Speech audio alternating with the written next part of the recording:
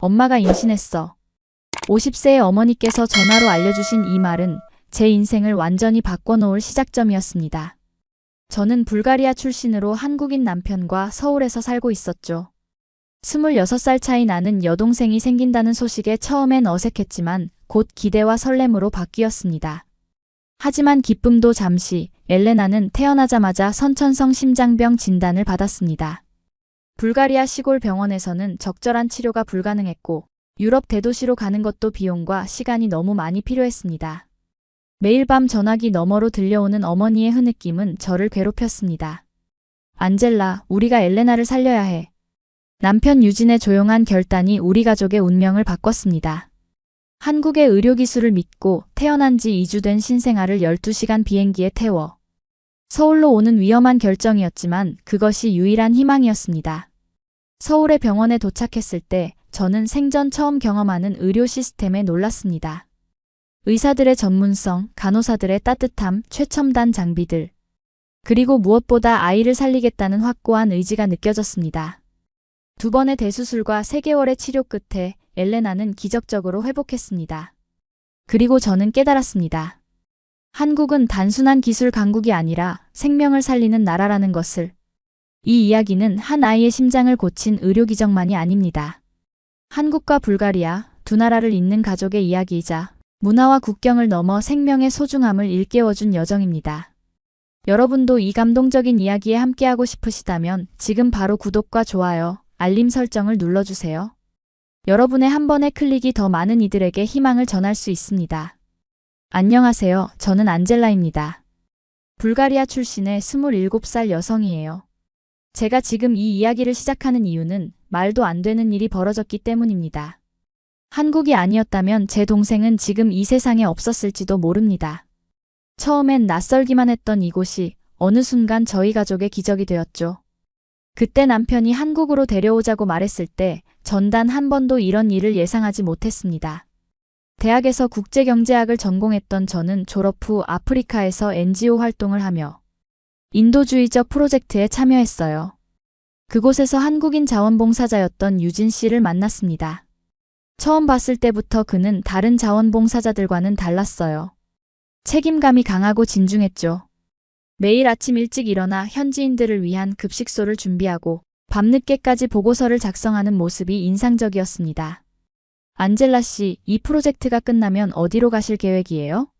어느 날 유진 씨가 물었을 때 저는 특별한 계획이 없다고 말했어요. 그때 그의 눈빛이 달라졌습니다. 지금 생각해보면 그때부터 그는 저를 한국으로 데려갈 계획을 세우고 있었나 봐요. 아프리카에서의 3개월은 제 인생을 완전히 바꾸어 놓았습니다. 유진 씨와 함께 일하며 우리는 자연스럽게 가까워졌고 결국 그의 제안을 받아들여 한국에 오게 되었어요. 처음 한국에 도착했을 때의 기억이 아직도 생생합니다. 인천공항의 깨끗함과 질서정연함에 놀랐고 서울로 가는 길에 본 발달된 도시 인프라에 감탄했어요. 괜찮아? 너무 다르지 않아? 유진 씨가 걱정스럽게 물었습니다. 괜찮아요. 그냥 상상했던 것보다 훨씬 발전된 나라네요. 사실 제 머릿속에는 아직도 한국에 대한 고정관념이 남아 있었어요. 아시아 국가라고 하면 무조건 개발도상국일 거라는 생각, 기술력이 부족할 거라는 편견이 있었죠. 하지만 서울 시내를 지나며 본 첨단 건물들과 편리한 교통 시스템은 그런 편견을 조금씩 깨뜨리기 시작했습니다. 유진 씨의 아파트는 강남 근처에 있었어요. 자동문과 디지털 도어락, 스마트홈 시스템까지 갖춘 현대적인 공간이었죠.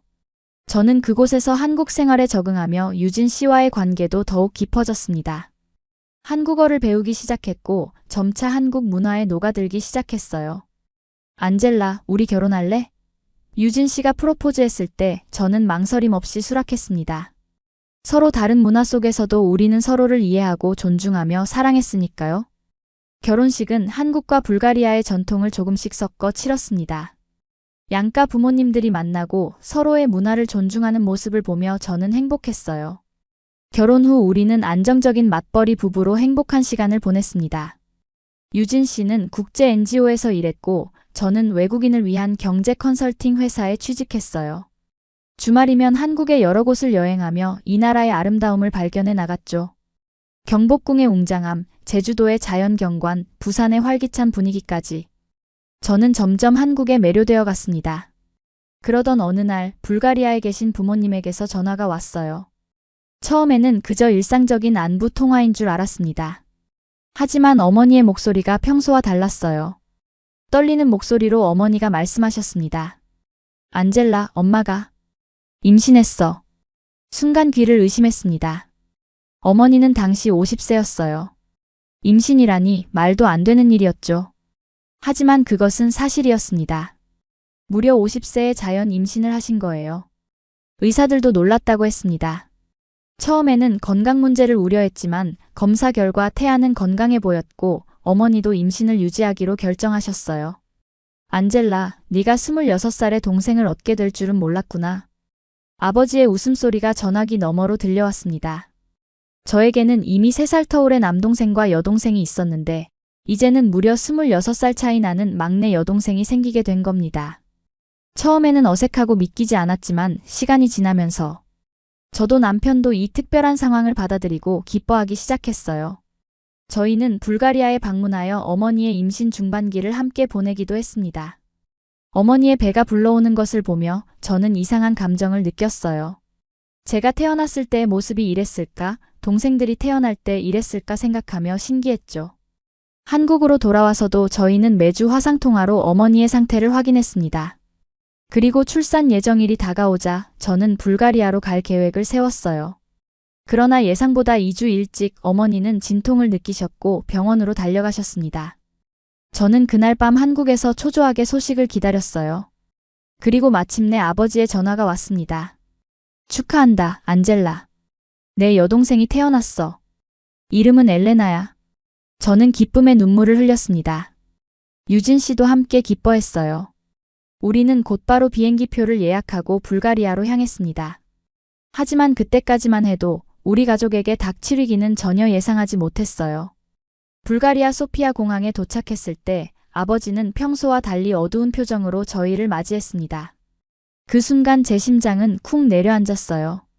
무언가 잘못되었다는 것을 직감했죠. 엘레나가 어떻게 됐어요? 제가 떨리는 목소리로 물었습니다. 아버지는 한숨을 쉬며 말씀하셨어요. 병원에서 아이에게 문제가 있다고 했다. 심장에 문제가 있대. 그 말을 듣는 순간 온몸에 전류가 흐르는 듯 했습니다. 우리는 서둘러 병원으로 향했어요. 병원에 도착하자 어머니는 울고 계셨고 작은 인큐베이터 안에는 갓 태어난 엘레나가 누워 있었습니다. 그렇게 작고 연약해 보였어요. 선천성 심장병입니다. 의사가 차분하게 설명했습니다.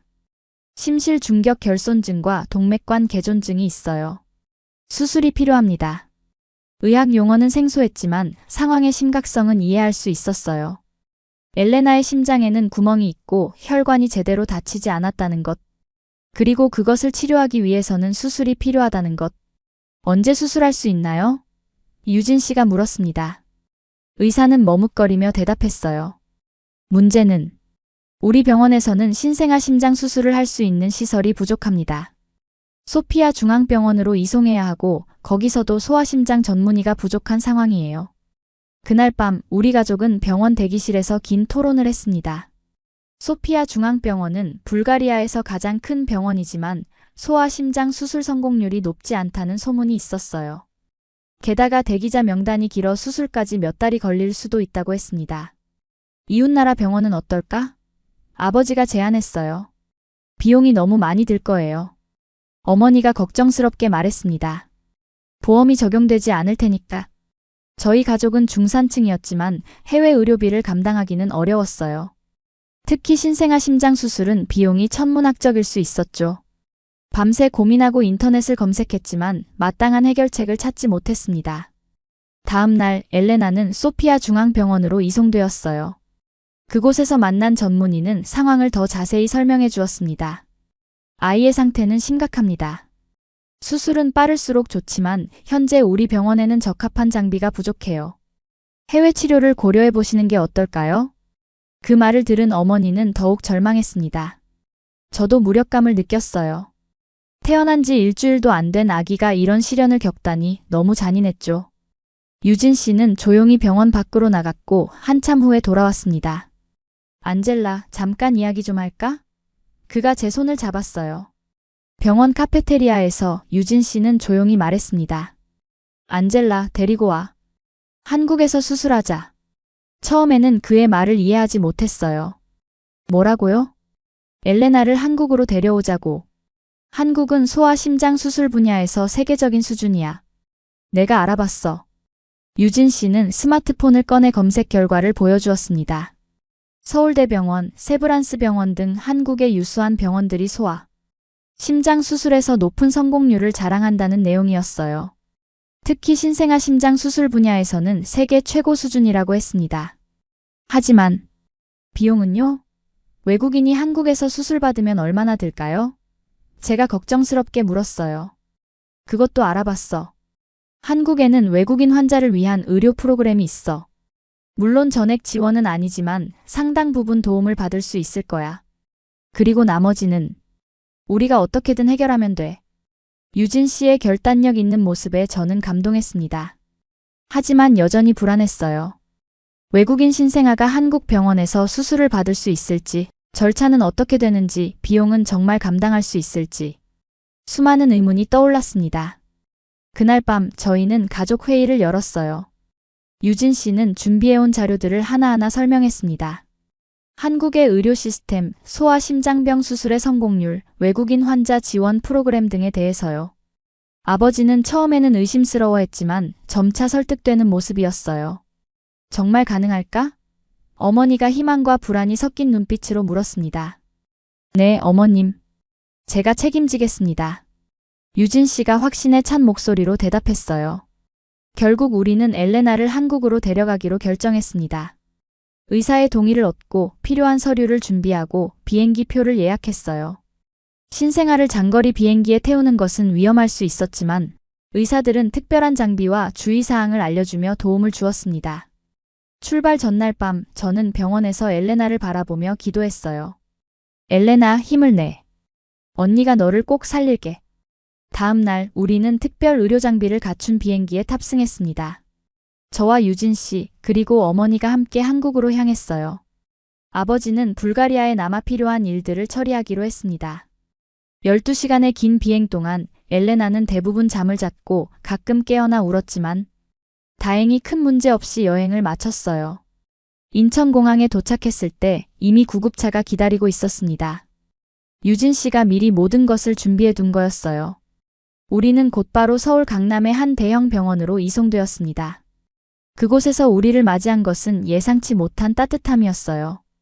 병원에 도착하자 여러 의료진이 우리를 기다리고 있었습니다. 그중 한 의사가 영어로 인사했어요.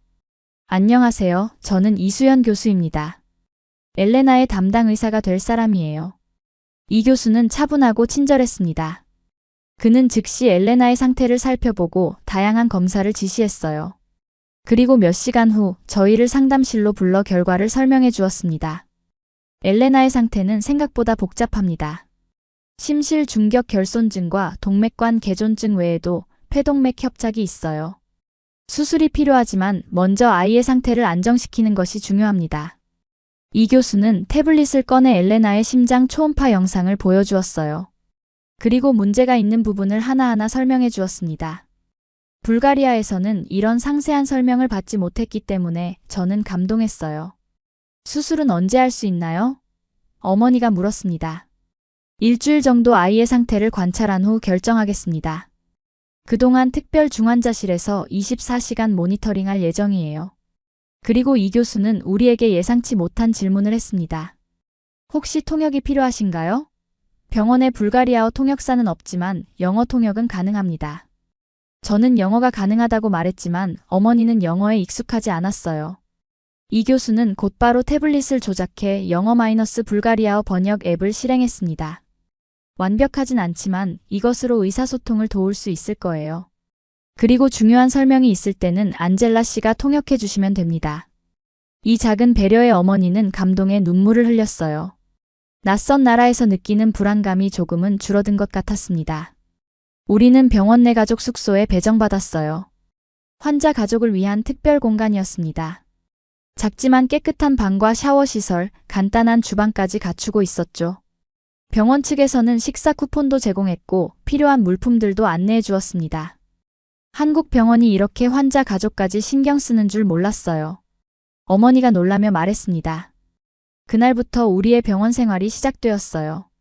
매일 아침 이 교수와 의료진이 회진을 돌며 엘레나의 상태를 확인했습니다. 그들은 항상 우리에게 상세한 설명을 해주었고 질문에도 친절하게 답변해 주었어요. 특히 인상적이었던 것은 간호사들의 태도였습니다. 그들은 24시간 교대로 엘레나를 돌보며 항상 미소를 잃지 않았어요. 심지어 한국어를 모르는 어머니에게도 손짓과 표정으로 소통하려 노력했죠. 여기 간호사들은 천사 같아요. 어머니가 감동해 말했습니다. 병원 생활 3일째, 저는 병원 로비에서 외국인 환자 지원센터를 발견했어요. 그곳에서 만난 직원은 영어에 능통했고 외국인 환자와 가족들을 위한 다양한 서비스를 제공한다고 했습니다. 저희는 외국인 환자분들의 의료 통역, 행정 절차 지원, 보험 관련 상담 등을 제공하고 있어요. 필요한 것이 있으시면 언제든지 말씀해 주세요. 그곳에서 저는 외국인 환자를 위한 정부 지원 프로그램에 대한 정보도 얻을 수 있었습니다. 특정 조건을 충족하면 의료비의 일부를 지원받을 수 있다고 했어요. 저희는 즉시 신청서를 작성했고 직원이 필요한 서류를 준비하는 데 도움을 주었습니다. 이런 시스템이 있다니 놀라워요. 제가 감탄하자 직원은 웃으며 대답했어요. 한국은 의료관광 강국이 되기 위해 노력하고 있어요. 특히 소아심장 수술은 우리의 자랑이죠. 그녀의 말처럼 병원 내에는 다양한 국적의 환자들이 있었습니다. 러시아, 몽골, 중동 지역에서 온 가족들을 볼 수 있었어요. 그들도 저희처럼 한국의 의료기술을 믿고 찾아온 사람들이었죠. 일주일 후 이 교수는 우리를 다시 상담실로 불렀습니다. 엘레나의 상태가 어느 정도 안정되었고 이제 수술을 계획할 수 있다고 했어요. 수술은 2단계로 나눠서 진행할 예정입니다. 첫 번째는 동맥관을 닫는 시술이고 두 번째는 심실 중격 결손을 수리하는 개심술이에요. 첫 번째 시술은 내일 진행하고 싶습니다. 이 교수는 태블릿으로 수술 과정을 시각적으로 보여주며 설명했어요. 복잡한 의학 용어도 쉽게 풀어서 설명해 주었죠. 그리고 수술에 따르는 위험성과 기대할 수 있는 결과까지 솔직하게 이야기해 주었습니다. 걱정하지 마세요. 우리 병원에서는 매년 수백 건의 소아 심장 수술을 성공적으로 수행하고 있습니다. 엘레나도 잘 될 거예요. 그의 확신에 찬 목소리에 저희 가족은 용기를 얻었습니다. 우리는 수술 동의서에 서명하고 다음 날을 위한 준비를 시작했어요. 수술 전날 밤 저는 중환자실에서 엘레나를 바라보며 많은 생각이 들었습니다. 태어난 지 이제 겨우 3주 된 아기가 이런 큰 수술을 받아야 한다니.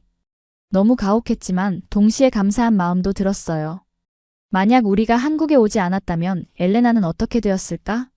그 생각을 하니 섬뜩했습니다. 유진 씨, 정말 감사해요. 당신이 아니었다면 우리는 이곳에 오지 못했을 거예요. 제가 남편의 손을 꼭 잡으며 말했어요. 유진 씨는 조용히 미소 지었습니다. 우리 가족이잖아. 당연한 거야. 그의 말에 저는 다시 한번 그가 얼마나 특별한 사람인지 느꼈습니다. 그리고 그런 그를 통해 알게 된 한국이라는 나라가 지금 저희 가족에게 얼마나 큰 희망이 되고 있는지도요. 수술 당일 아침 저희는 일찍 병원에 도착했습니다. 간호사들은 이미 엘레나를 수술 준비로 바쁘게 돌보고 있었어요. 작은 수술복을 입은 엘레나는 더욱 작고 연약해 보였습니다. 잠시 후 마취과 의사가 오셔서 마취 과정을 설명해 드릴 거예요. 수간호사가 말했습니다. 곧 젊은 여성 의사가 찾아와 자신을 소개했어요. 안녕하세요. 저는 마취과 김지연 교수입니다. 오늘 엘레나의 마취를 담당할 거예요. 김 교수는 신생아 마취의 특수성과 주의점, 그리고 마취 후 예상되는 상황에 대해 자세히 설명해 주었습니다. 그녀는 특히 어머니의 불안을 알아차리고 천천히 모든 과정을 설명해 주었어요. 걱정하지 마세요. 우리 팀은 신생아 심장 수술에 전문화되어 있어요. 엘레나의 체중과 상태에 맞는 최적의 마취 방법을 사용할 거예요. 수술실로 엘레나를 데려가기 전 우리는 잠시 작별 인사를 나눌 수 있었습니다. 어머니는 눈물을 참으며 엘레나의 작은 손을 잡았어요. 저도 떨리는 마음으로 동생의 이마에 키스했습니다. 엘레나, 언니가 기다리고 있을게. 꼭 돌아와. 수술실 문이 닫히고 우리는 대기실로 안내되었습니다. 병원 측에서는 수술 진행 상황을 알려주는 전자 게시판을 마련해 두었어요. 마취 중, 수술 준비 중, 수술 진행 중과 같은 단계가 표시되었죠. 이런 시스템도 있군요. 어머니가 놀라워했습니다. 네, 가족들의 불안을 덜어주기 위한 배려예요. 유진 씨가 설명했어요.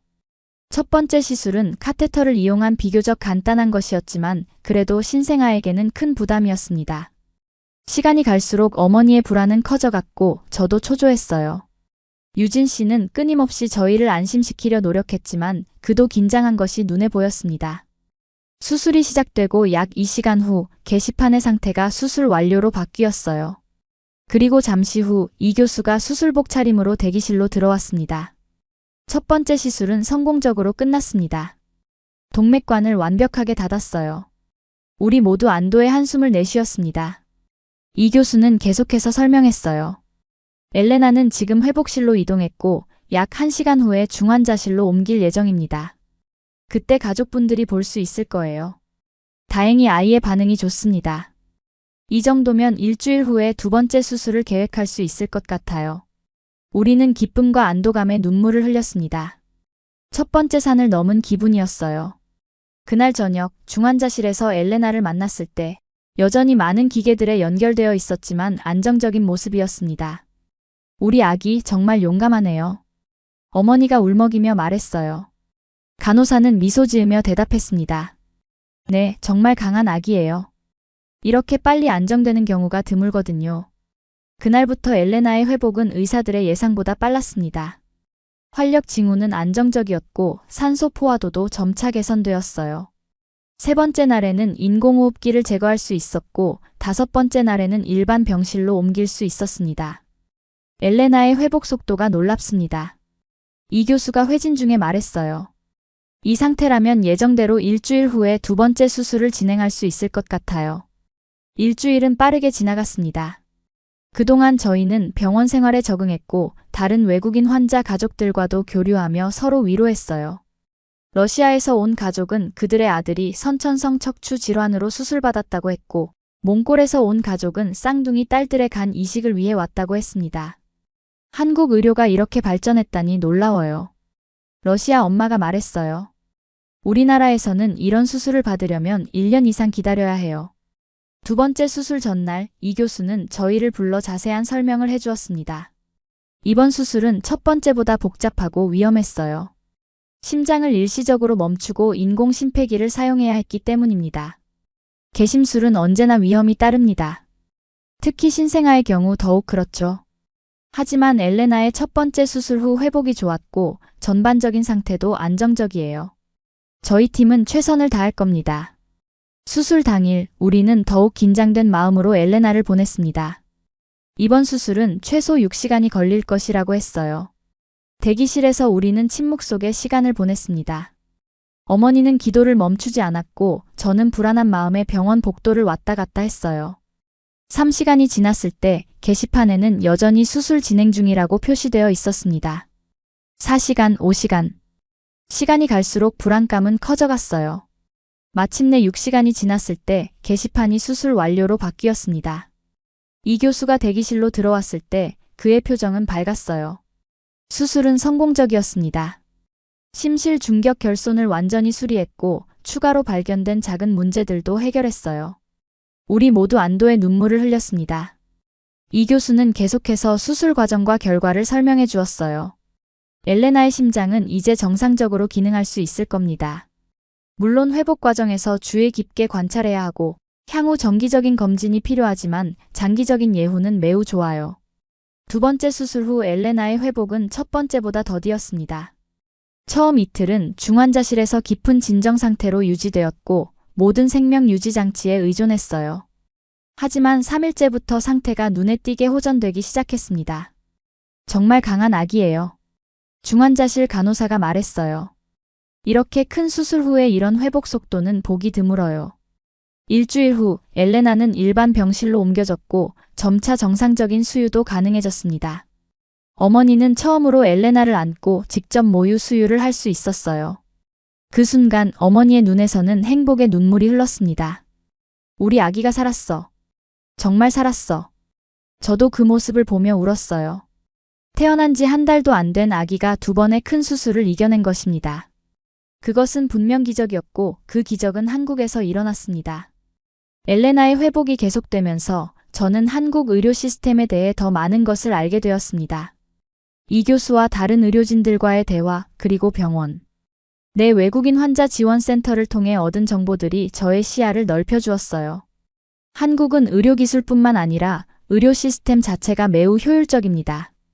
이 교수가 어느 날 설명해 주었어요. 국민건강보험이 잘 갖춰져 있고 최신 의료장비 도입도 빠르죠. 특히 디지털 헬스케어 분야에서는 세계를 선도하고 있어요. 실제로 병원 내 모든 시스템은 디지털화되어 있었습니다. 환자 기록, 검사 결과, 약물 투여까지 모든 것이 전자 시스템으로 관리되었어요. 의사들은 태블릿으로 환자 정보를 확인하고 간호사들은 휴대용 기기로 투약 기록을 남겼습니다. 이런 시스템 덕분에 의료 오류가 크게 줄었어요. 한 간호사가 자랑스럽게 말했습니다. 모든 약물이 바코드로 관리되고 환자 식별도 전자적으로 이루어지니까요. 또한 인상적이었던 것은 병원 내 다양한 지원 서비스였어요. 환자와 가족을 위한 심리상담, 영양상담, 재활치료까지 통합적인 케어가 제공되었습니다. 심지어 외국인 환자 가족을 위한 한국어 교실도 있었어요. 의료는 단순히 병을 치료하는 것이 아니라 환자와 가족의 전체적인 웰빙을 돌보는 것이라고 생각해요. 심리상담사가 말했습니다.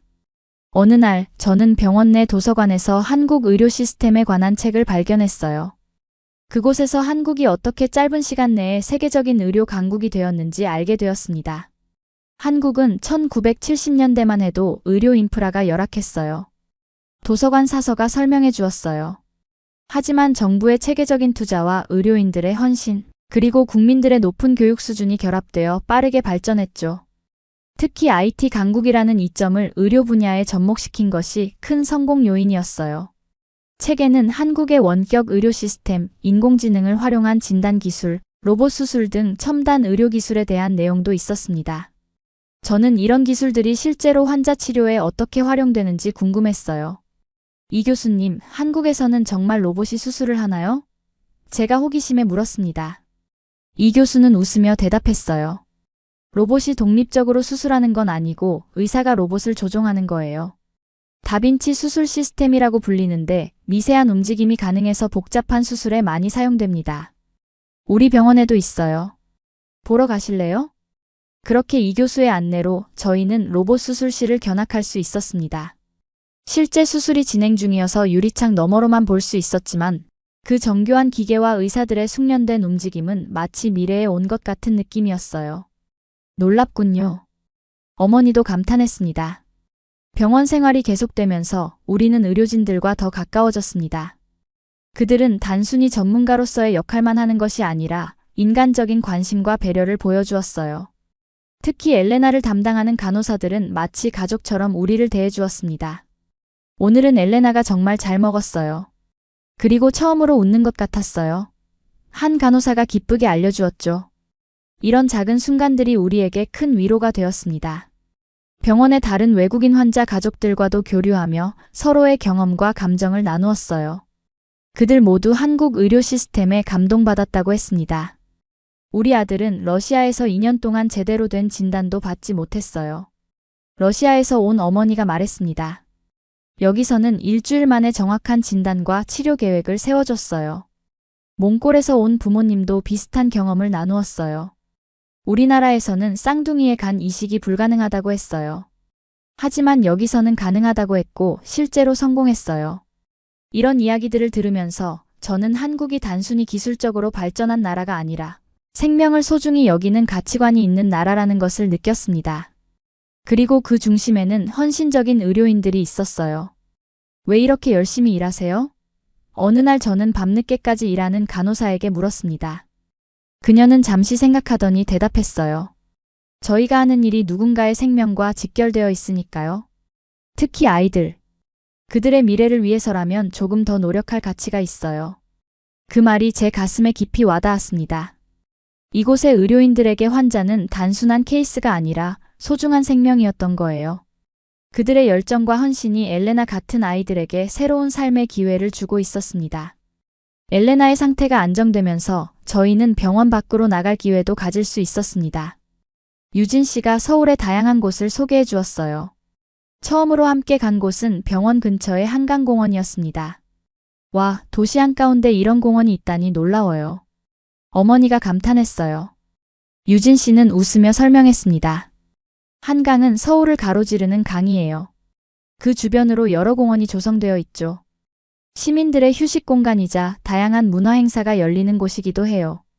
우리는 강변을 따라 천천히 걸으며 맑은 공기를 마셨습니다. 자전거를 타는 사람들, 소풍 나온 가족들, 강아지와 산책하는 연인들. 평화로운 일상의 모습이 보기 좋았어요. 강 건너편으로 보이는 서울의 스카이라인은 마치 미래 도시 같았습니다. 서울은 정말 발전된 도시네요. 불가리아의 소피아와는 완전히 달라요. 제가 말했어요. 유진 씨는 고개를 끄덕였습니다. 서울은 전통과 현대가 공존하는 도시예요. 600년 역사의 궁궐과 첨단 빌딩이 함께 있죠. 다음에는 경복궁에 가보는 건 어때요? 그렇게 우리는 틈틈이 서울의 명소들을 방문했습니다. 웅장한 경복궁, 전통과 현대가 어우러진 인사동, 젊음의 에너지가 넘치는 홍대까지. 어머니는 특히 한국의 전통 문화에 관심이 많았어요. 이런 오래된 건물들이 현대 도시 속에 보존되어 있다니 놀라워요. 경복궁을 둘러보며 어머니가 말했습니다. 불가리아도 오래된 역사가 있지만 이렇게 잘 보존된 곳은 많지 않아요. 한국 음식도 우리에게 새로운 경험이었습니다. 처음에는 낯선 맛과 향에 적응하기 어려웠지만 점차 그 독특한 맛을 즐기게 되었어요. 특히 어머니는 된장찌개와 불고기를 좋아하게 되었습니다. 이렇게 건강하고 맛있는 음식이 있다니. 어머니가 감탄했어요. 불가리아로 돌아가면 이런 요리를 배워가고 싶어요. 유진 씨는 기뻐하며 어머니에게 간단한 한국 요리법을 알려주기도 했습니다. 그들은 음식을 통해 더 가까워졌고 언어의 장벽도 조금씩 허물어졌어요. 병원에서는 엘레나의 상태가 계속 호전되고 있었습니다. 두 번째 수술 후 3주가 지났을 때 이 교수는 퇴원을 고려해 볼 시기라고 말했어요. 엘레나의 회복이 놀랍습니다. 이제 일반적인 케어만 필요한 상태예요. 물론 정기적인 외래 진료는 계속되어야 하지만 굳이 입원할 필요는 없을 것 같아요. 그 말을 듣고 우리는 기뻤지만 동시에 불안했습니다. 병원이라는 안전한 환경을 벗어나 신생아를 돌봐야 한다는 것이 부담스러웠어요. 걱정하지 마세요. 이 교수가 우리의 불안을 알아차리고 말했습니다. 퇴원 후에도 24시간 상담 서비스가 있고 응급 상황에서는 언제든지 병원을 찾을 수 있어요. 그리고 신생아 케어에 대한 교육도 받으실 수 있습니다. 실제로 퇴원 전 저희는 병원에서 제공하는 신생아 케어 클래스에 참여했어요. 수유 방법, 목욕시키는 법, 기저귀 갈기, 그리고 심장 수술 후 특별히 주의해야 할 점들까지 상세히 배웠습니다. 이런 교육까지 제공하다니 정말 놀라워요. 어머니가 감동했어요. 퇴원 당일 병원 스태프들이 모여 엘레나를 배웅해 주었습니다. 간호사들은 작은 선물도 준비했고 이 교수는 기념사진을 함께 찍자고 제안했어요. 엘레나는 우리에게도 특별한 환자였습니다. 이 교수가 말했어요. 먼 나라에서 와서 2번의 큰 수술을 이겨낸 용감한 아이니까요. 앞으로도 건강하게 자라길 바랍니다. 병원을 나서는 순간 저는 다시 한번 이곳에서의 경험을 되돌아보았습니다. 불안과 두려움으로 시작했던 여정이 이제는 희망과 감사함으로 가득 차 있었어요. 그리고 그 중심에는 한국의 의료 시스템과 따뜻한 사람들이 있었습니다. 유진 씨는 퇴원 후 저희를 위해 단기 임대 아파트를 구해두었어요. 병원과 가까운 곳이었고 신생아 돌봄에 필요한 모든 것이 갖춰져 있었습니다. 당분간 여기서 지내면서 정기검진을 받고 엘레나가 좀 더 안정되면 불가리아로 돌아갈 계획을 세우면 될 것 같아. 유진 씨가 말했어요. 우리의 새로운 일상이 시작되었습니다. 어머니는 주로 엘레나를 돌보고 저는 병원 예약과 행정적인 일들을 처리했어요. 유진 씨는 낮에는 회사에 출근했지만 저녁이면 항상 서둘러 돌아와 가족과 시간을 보냈습니다. 퇴원 후 첫 번째 검진에서 이 교수는 엘레나의 상태가 매우 좋다고 확인해 주었어요. 심장 기능이 정상적으로 회복되고 있었고 체중도 적절히 증가하고 있었습니다. 이대로라면 3개월 후에는 불가리아로 돌아가도 괜찮을 것 같아요. 물론 그곳에서도 정기적인 검진은 필요하지만요. 그 말을 듣고 어머니는 안도했지만 저는 묘한 기분이 들었습니다. 한국에서의 시간이 곧 끝난다는 생각에 섭섭했어요. 이곳에서 저희 가족은 생명의 소중함과 타국의 따뜻함을 경험했으니까요. 서울에서의 일상이 계속되면서 저는 한국 문화에 더 깊이 적응해 나갔습니다. 처음에는 낯설었던 것들이 점차 익숙해졌고 때로는 새로운 발견에 감탄하기도 했어요. 여기 사람들은 왜 이렇게 빨리 걸어요? 어느 날 어머니가 물었습니다. 우리는 강남역 근처를 걷고 있었는데 정말 모두가 바쁘게 움직이고 있었어요. 유진 씨는 웃으며 대답했습니다. 서울은 빨리빨리 문화가 있어요. 모든 것이 빠르게 진행되죠. 지하철, 인터넷, 음식 배달까지. 효율성을 중요시하는 문화예요. 실제로 한국의 인터넷 속도는 불가리아와 비교할 수 없이 빨랐고 배달 시스템은 거의 마법 같았습니다. 스마트폰 앱으로 주문하면 30분 안에 따뜻한 음식이 도착했어요. 이런 서비스가 있다니 편리하네요. 제가 감탄했어요.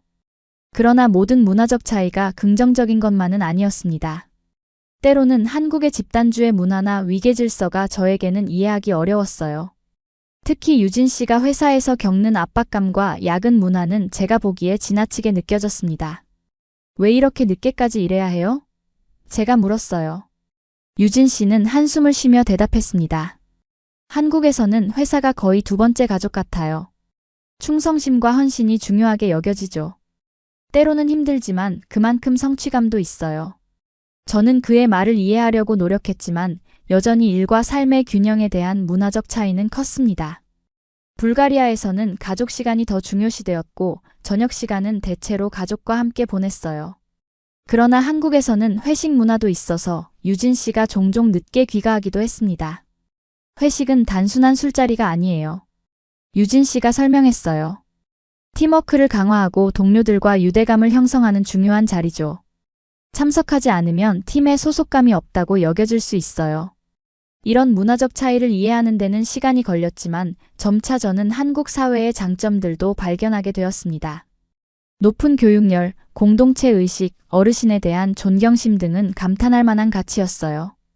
특히 한국의 교육 시스템에 대해 알게 되면서 저는 깊은 인상을 받았습니다. 어느 날 우리는 유진 씨의 조카가 다니는 초등학교 근처를 지나가게 되었어요. 저기가 조카가 다니는 학교예요. 잠깐 들러볼까요? 유진 씨가 제안했습니다. 학교 정문에서 하교하는 아이들을 기다리며 유진 씨는 한국 교육에 대해 설명해 주었어요. 높은 대학 진학률, STEM 분야에 대한 강조, 영어 교육의 중요성 등을 들으며 저는 놀랐습니다. 그래서 한국이 이렇게 빠르게 발전할 수 있었군요. 제가 말했어요. 맞아요. 교육이 국가 발전의 원동력이었죠. 자원이 부족한 나라였지만 인적 자원을 개발함으로써 경제 성장을 이룰 수 있었어요. 이런 대화를 통해 저는 한국의 성공 비결을 조금씩 이해하게 되었습니다. 그리고 그것이 의료 분야에서도 이어져 엘레나 같은 아이들에게 생명의 기회를 주고 있다는 사실에 감사했어요.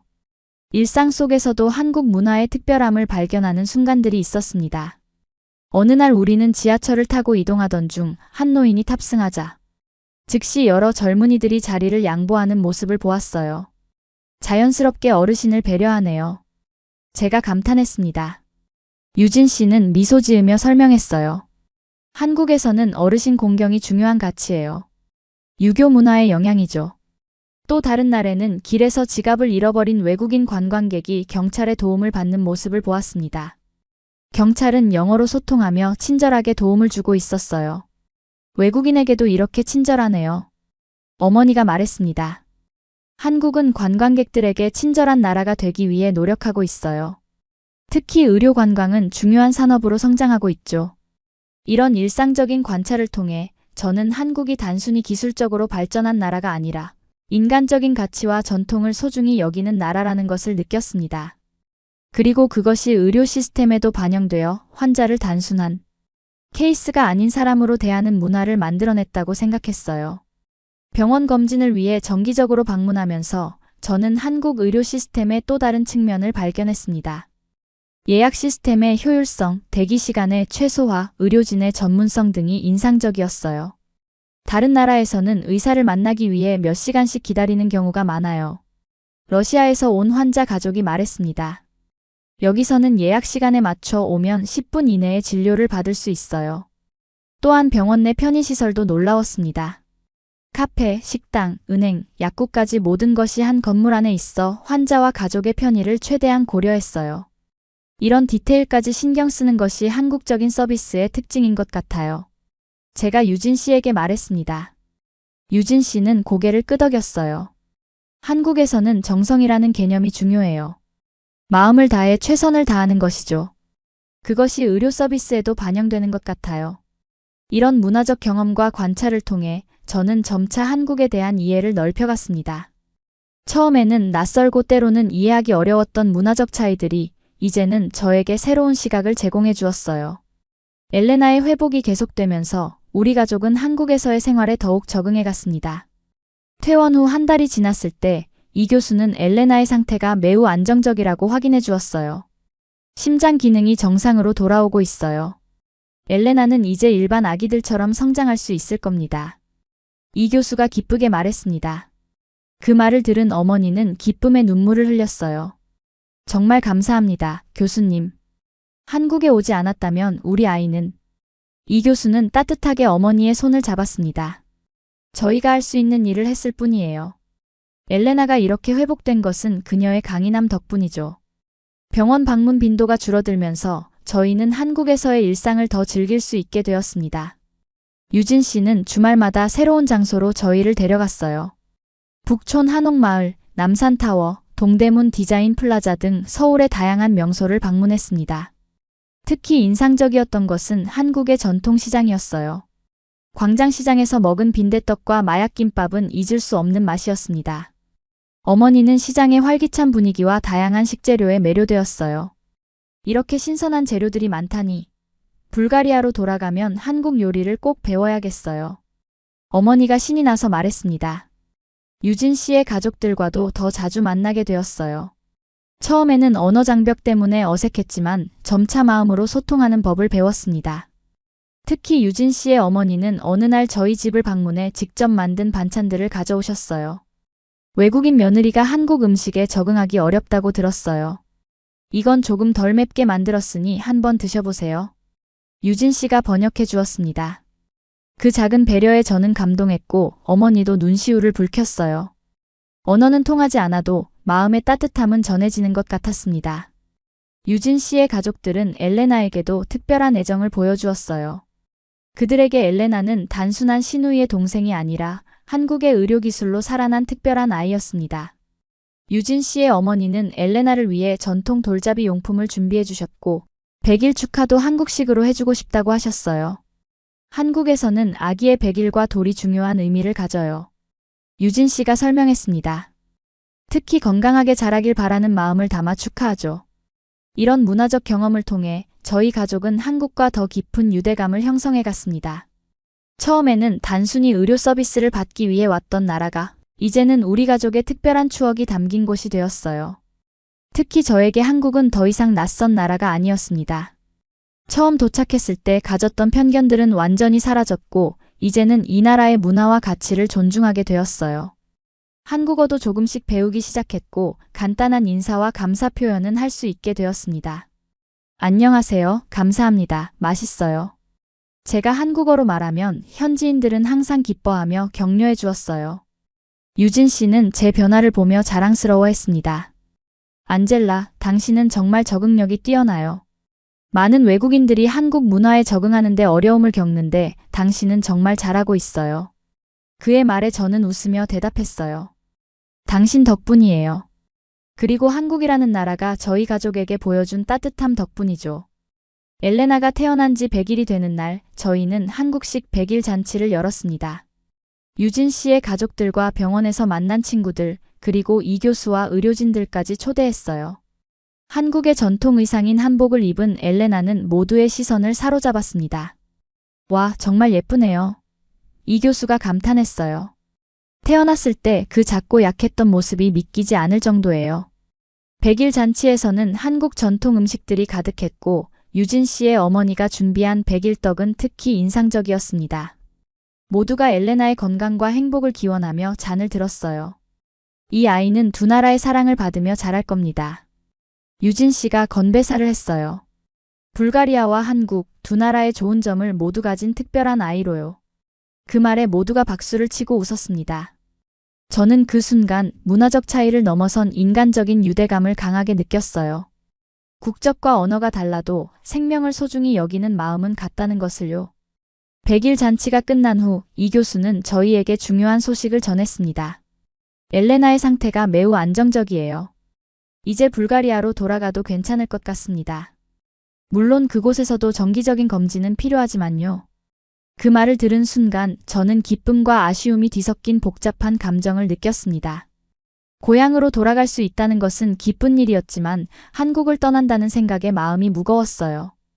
불가리아로 돌아갈 수 있다는 소식을 들은 후 저희 가족은 깊은 대화를 나누었습니다. 어머니는 고향으로 돌아가고 싶어 했지만 저는 한국에서의 경험이 더 필요하다고 느꼈어요. 엄마, 저는 조금 더 한국에 머물고 싶어요. 제가 조심스럽게 말했습니다. 여기서 배울 것이 많고 엘레나의 건강을 위해서도 좋을 것 같아요. 어머니는 잠시 생각하더니 고개를 끄덕였어요. 내 말이 맞아. 하지만 나는 아버지가 걱정돼. 그리고 불가리아에 있는 너의 형제들도 엘레나를 보고 싶어 할 거야. 결국 우리는 타협점을 찾았습니다. 어머니는 먼저 불가리아로 돌아가고 저와 엘레나는 한국에 몇 개월 더 머물기로 했어요. 그동안 저는 한국어를 더 배우고 한국과 불가리아 간의 의료 협력 가능성도 모색해 보기로 했습니다. 유진 씨는 제 결정을 전적으로 지지해 주었어요. 좋은 생각이에요. 당신이 한국과 불가리아 사이의 다리 역할을 할 수 있을 거예요. 특히 의료 분야에서요. 어머니가 불가리아로 돌아가기 전 우리는 한국의 여러 지역을 여행했습니다. 부산의 해운대 해변, 경주의 역사 유적지, 제주도의 아름다운 자연 풍경까지. 그 여행을 통해 어머니는 한국의 다양한 모습을 볼 수 있었고 더 깊은 인상을 받았어요. 한국은 정말 아름다운 나라구나. 제주도의 한라산을 바라보며 어머니가 말했습니다. 기술만 발전한 게 아니라 자연과 역사도 잘 보존하고 있어. 마침내 어머니의 출국일이 다가왔습니다. 인천공항에서 작별 인사를 나누는 순간 우리 모두 눈물을 참을 수 없었어요. 잘 지내렴. 그리고 우리 엘레나도 건강하게 자라길 바란다. 어머니가 엘레나를 안아주며 말했습니다. 한국에 정말 감사해. 이 나라가 우리 아이를 살렸으니까. 어머니가 떠난 후 저와 유진 씨 그리고 엘레나는 새로운 일상을 시작했습니다. 저는 한국어 학원에 등록했고 의료 통역에 관심을 갖게 되었어요. 특히 외국인 환자들을 위한 의료 서비스 개선에 기여하고 싶다는 생각이 들었습니다. 제가 경험한 것처럼 다른 외국인들도 한국의 의료 서비스를 쉽게 접할 수 있으면 좋겠어요. 제가 유진 씨에게 말했어요. 유진 씨는 제 아이디어에 큰 관심을 보였고 관련 기관들을 소개해 주었습니다. 한국보건산업진흥원, 의료관광지원센터 등에서 외국인 환자 지원 프로그램에 대해 알아볼 수 있었어요. 당신의 경험은 정말 가치 있어요. 불가리아와 한국 사이의 의료 협력을 증진시킬 수 있을 거예요. 그렇게 저는 점차 제 미래의 방향을 찾아가기 시작했습니다. 단순히 한국에서 머무는 것이 아니라 두 나라를 연결하는 역할을 하고 싶었어요. 특히 엘레나처럼 고난을 겪는 아이들을 돕고 싶었습니다. 그러던 어느 날 이 교수로부터 흥미로운 제안을 받았어요. 병원에서 진행하는 글로벌 의료 협력 프로젝트에 참여해보지 않겠냐는 것이었습니다. 안젤라 씨의 이야기와 경험은 많은 사람들에게 영감을 줄 수 있어요. 이 프로젝트를 통해 다른 나라 환자들에게 한국 의료를 알리는 데 도움을 주시면 좋겠습니다. 그 제안은 제게 새로운 가능성을 열어주었어요. 저는 흔쾌히 수락했고 곧 병원의 국제협력팀과 함께 일하기 시작했습니다. 주로 동유럽 국가들을 대상으로 한국 의료 시스템을 소개하고 환자들의 한국 방문을 돕는 역할이었어요. 이 일을 통해 저는 더 많은 사람들의 이야기를 들을 수 있었습니다. 러시아에서 온 뇌종양 환자, 우크라이나에서 온 화상 환자, 폴란드에서 온 척추장애 아동 등. 그들 모두 한국 의료에서 희망을 찾아왔고 대부분 좋은 결과를 얻어갔어요. 안젤라 씨가 있어 정말 다행이에요. 우크라이나에서 온 환자가 말했습니다. 당신의 경험담을 듣고 용기를 얻었어요. 그리고 슬라브어를 아는 사람이 있어 의사소통도 훨씬 수월했고요. 이런 경험들을 통해 저는 점차 제 사명을 발견해 나갔습니다. 한국과 동유럽 사이의 의료가교 역할을 하는 것, 그것이 제가 할 수 있는 일이었어요. 엘레나의 사례를 통해 알게 된 한국 의료의 우수성을 더 많은 사람들에게 알리고 그들이 적절한 치료를 받을 수 있도록 돕는 것. 유진 씨는 제 결정을 전적으로 지지해 주었습니다. 당신은 정말 특별한 일을 하고 있어요. 많은 생명을 구하는 데 기여하고 있는 거예요. 그의 말에 저는 가슴이 뭉클했어요. 한국에 온 지 1년이 지난 시점에서 저는 이제 명확한 목표를 가지게 되었습니다. 그리고 그 목표를 향해 나아가는 과정에서 한국이라는 나라와 더욱 깊은 유대감을 형성하게 되었어요. 엘레나가 태어난 지 1년이 되는 날, 저희는 한국에서 특별한 돌잔치를 열었습니다. 유진 씨의 가족들, 병원 의료진들, 그리고 국제협력팀 동료들까지 모두 모였어요. 한복을 입은 엘레나는 1년 전 그 작고 아픈 아기가 맞나 싶을 정도로 건강하고 활기찼습니다. 돌잡이에서 엘레나가 무엇을 집을까요? 유진 씨의 어머니가 설레는 목소리로 물었어요. 한국 전통에 따라 아기 앞에 여러 물건을 놓고 어떤 것을 먼저 집는지 보는 돌잡이 의식을 준비했습니다. 연필학자, 돈부, 실장수, 청진기 의사 등 여러 상징적인 물건들이 놓여 있었어요. 청진기를 집으면 의사가 된대요. 유진 씨가 농담처럼 말했습니다. 어쩌면 이 교수님처럼 아픈 아이들을 살리는 의사가 될지도 몰라요. 모두의 기대 속에 엘레나는 천천히 손을 뻗었습니다. 그리고 놀랍게도 청진기를 집어들었어요. 순간 환호성이 터졌고 이 교수는 감동한 듯 박수를 쳤습니다. 운명인가 봐요. 엘레나가 의사가 되어 다른 아이들을 살릴 거예요. 이 교수가 기쁘게 말했어요. 그 순간 저는 불현듯 깨달음을 얻었습니다. 엘레나의 경험이 단순히 우리 가족만의 이야기가 아니라 더 많은 사람들에게 희망을 줄 수 있는 이야기라는 것을요. 그리고 저 역시 이 이야기를 통해 더 많은 사람들을 도울 수 있다는 것을. 돌잔치 후 저는 제 경험을 바탕으로 블로그를 시작했습니다. 한국 의료의 기적 엘레나의 이야기라는 제목으로 불가리아어와 영어로 글을 써나갔어요. 처음에는 그저 우리 가족의 경험을 기록하는 수준이었지만 점차 동유럽 지역의 환자들에게 한국 의료에 대한 정보를 제공하는 플랫폼으로 발전했습니다. 당신의 블로그 덕분에 용기를 얻었어요. 루마니아에서 메시지를 보내온 한 어머니가 말했습니다. 우리 아들도 비슷한 심장 문제가 있어요. 한국 치료에 대해 더 알고 싶어요. 이런 반응들이 늘어나면서 저는 블로그를 넘어 더 적극적인 활동을 시작했습니다. 한국보건산업진흥원의 지원을 받아 동유럽-한국 의료가교 프로젝트를 시작했어요. 이 프로젝트는 동유럽 환자들에게 한국 의료 정보를 제공하고 실질적인 치료 연계를 도와주는 것이 목적이었습니다. 안젤라 씨의 아이디어는 정말 혁신적이에요. 한국보건산업진흥원의 담당자가 말했어요. 환자의 시각에서 본 한국 의료의 장점을 알리는 것은 매우 효과적인 접근법이죠. 이 프로젝트를 통해 저는 정기적으로 동유럽 국가들을 방문하여 한국 의료 설명회를 개최했습니다. 불가리아, 루마니아, 세르비아 등에서 많은 관심을 받았고 실제로 여러 환자들이 한국 치료를 선택하게 되었어요. 특히 고향인 불가리아에서의 활동은 매우 의미 있었습니다. 처음 방문했을 때 지역 신문에서 엘레나의 이야기를 크게 다루었고 많은 사람들이 관심을 보였어요.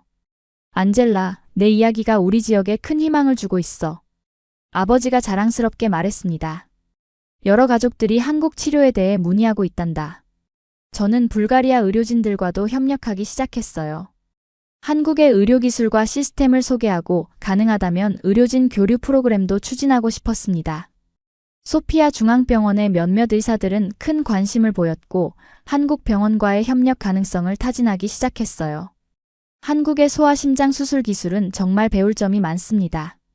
소피아 중앙병원의 심장 전문의가 말했어요. 의료진 연수 프로그램이 있다면 참여하고 싶습니다.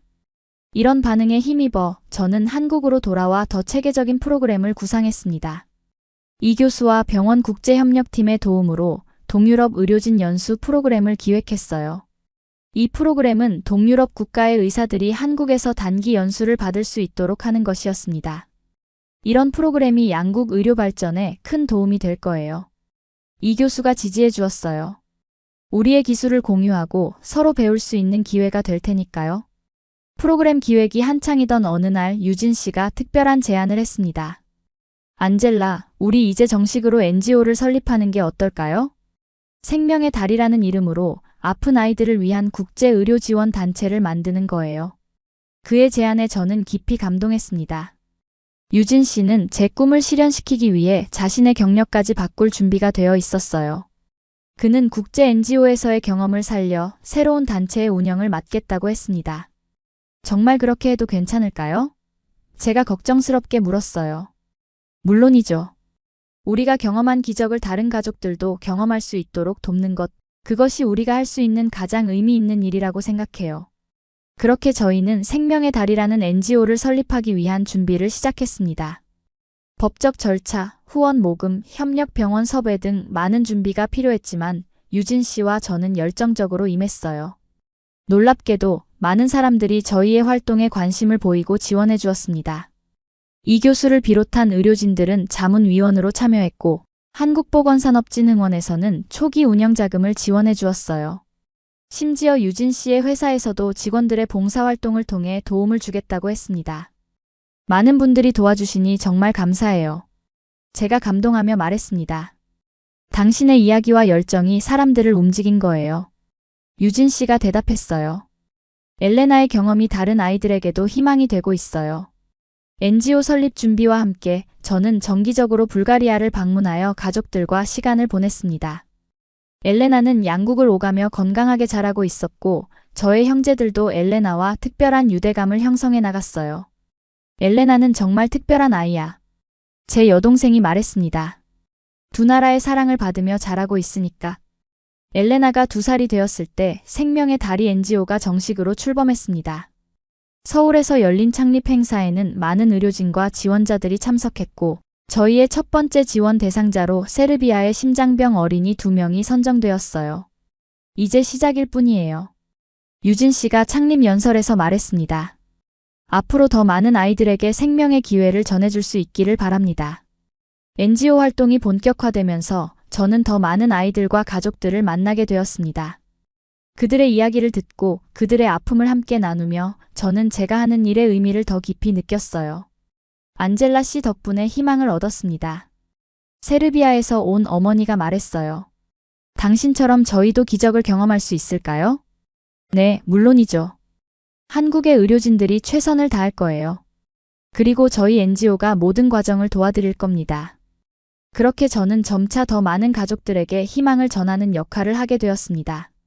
엘레나의 경험을 시작으로 생명의 달인은 동유럽과 한국 사이의 실질적인 의료협력 채널이 되어갔어요. 3년이 지난 지금 저희 NGO를 통해 50명 이상의 아이들이 한국에서 치료를 받았고 대부분 성공적인 결과를 얻었습니다. 또한 10명 이상의 동유럽 의료진이 한국에서 연수를 받고 돌아가 자국의 의료 발전에 기여하고 있어요. 안젤라, 당신이 시작한 일이 이렇게 많은 생명을 구하고 있어요. 이 교수가 최근 NGO 성과 보고회에서 말했습니다. 엘레나의 이야기가 이렇게 아름다운 결실을 맺을 줄 누가 알았겠어요? 저는 감동하며 대답했어요. 모든 것이 한국에서의 경험 덕분입니다.